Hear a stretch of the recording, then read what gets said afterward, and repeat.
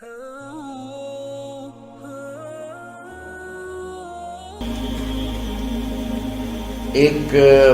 انتہا پسندی امت میں آئی، ساری ساری رات جاگنا۔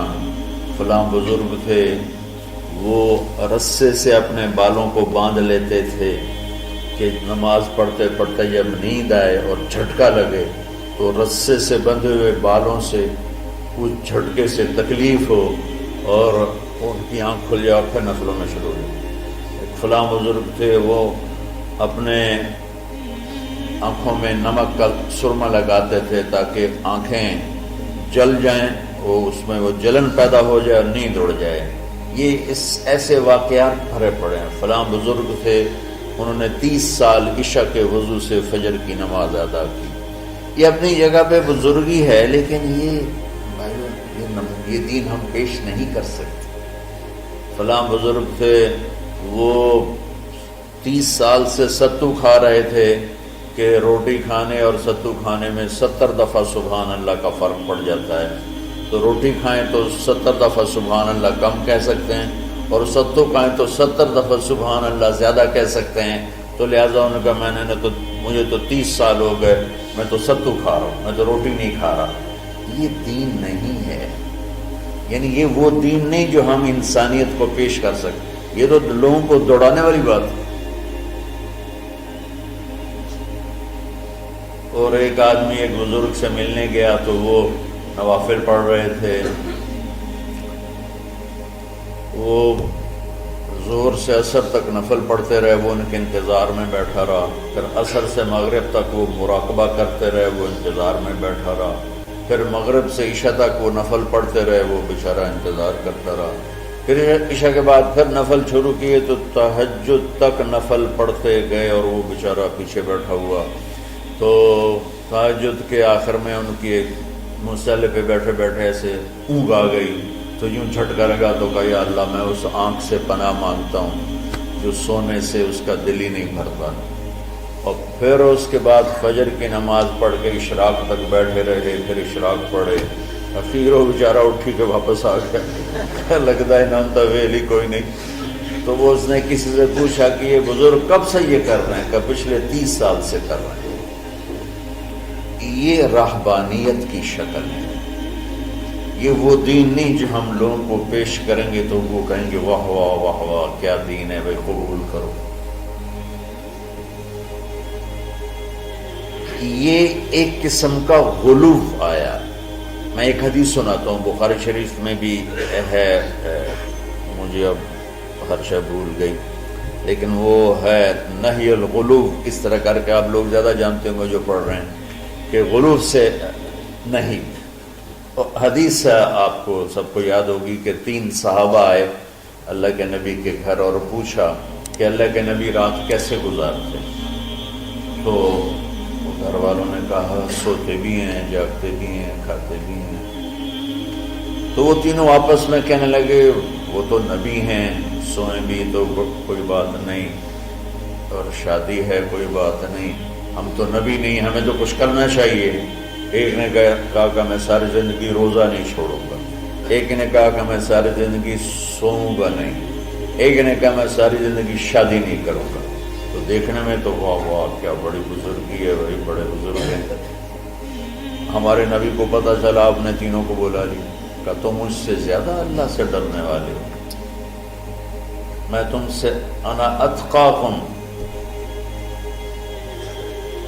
یا اخشاکم، الفاظ آپ لوگوں کو زیادہ یاد ہوں گے لیکن مفہوم میں صحیح پیش کر رہا ہوں۔ آپ نے کہا میں تم سے زیادہ اللہ کو جانتا ہوں، تم سے زیادہ اللہ سے ڈرتا ہوں، میں سوتا بھی ہوں، میں کھاتا بھی ہوں، میں روزے بھی رکھتا ہوں، میں چھوڑ بھی دیتا ہوں، میری بیویاں بھی ہیں، میں اپنی بیویوں کے پاس بھی جاتا ہوں۔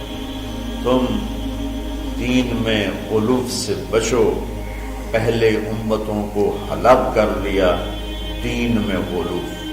دنیا میں غلو یعنی انتہا پسندی، ایکسٹریمسٹ ہونا، دنیا ہو یا دین ہو، دونوں میں اعتدال بچو، اللہ تعالیٰ کو پسند ہے۔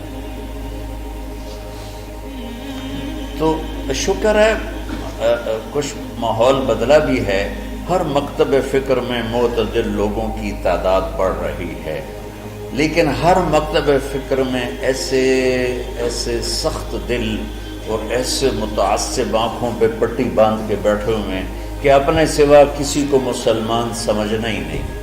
اچھا دیکھو تم میری اولاد ہو، اللہ کا واسطہ دیتا ہوں، اگر تمہارا میرا کوئی تعلق ہے، پتہ نہیں تمہارا مقدر تمہیں کہاں کہاں لے جائے، کس ممبر پہ بیٹھو، کس مسند پہ بیٹھو، کس درس کی مجلس میں بیٹھو، لوگوں کو دین پڑھانا، بچوں کو، اگلی نسل کو دین پڑھانا، اگلی نسل میں نفرت کے بیج نہ بونا، بغض کے بیج نہ بونا۔ میرا رب بڑا کریم مہربان ہے۔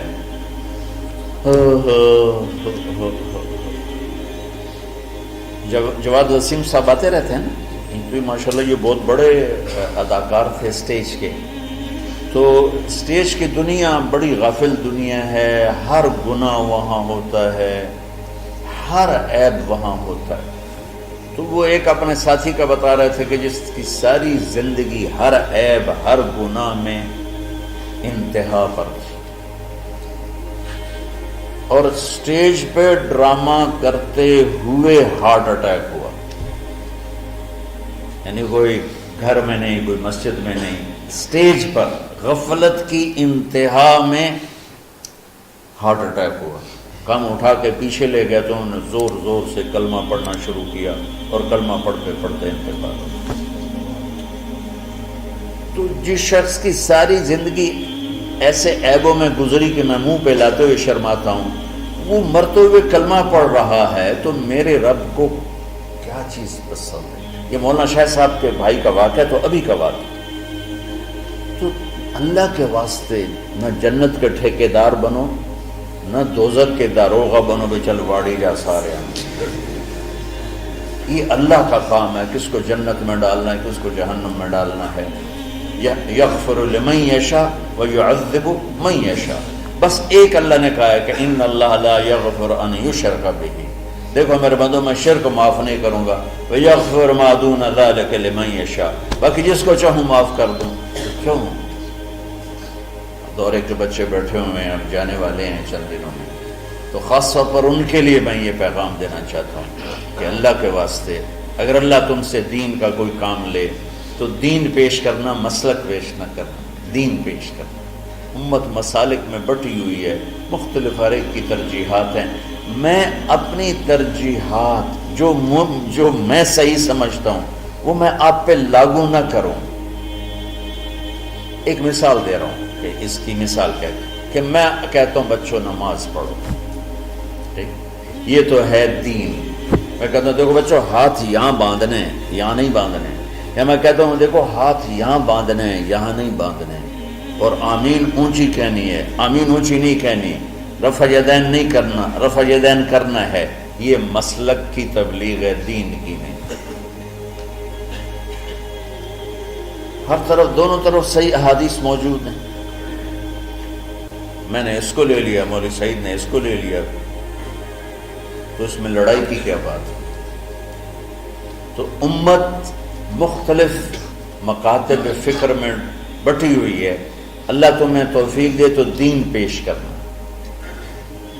مسلک کی تبلیغ نہ کرنا، دین کی تبلیغ کرنا۔ ہاں اپنے مسلک کو بتاؤ درس گاہ میں، ہم نے اپنا مسلک پڑھا درس گاہ میں، لیکن آپ کو عجیب بات بتاؤں، میں نے 7 سال رائمنڈ میں پڑھا، میں اللہ کی قسم اٹھا کے کہتا ہوں 7 سال میں ایک دفعہ ہمارے استادوں نے کسی مسلمان فرقے کے خلاف ہمیں نفرت نہیں دلائی۔ ایک سبق بھی مجھے یاد نہیں کہ ہمارے استادوں میں سے کسی نے چڑھائی کی ہو اہل حدیث پر، بریلیوں پر، شیعوں پر، کبھی بھی۔ ہمیشہ میں امت امت امت امت، اللہ نے وہ ہمارے دل میں گاڑ دی وہ بات۔ آگے میں جو نسل تیار کرنا چاہتا ہوں ایسی تیار کرنا چاہتا ہوں۔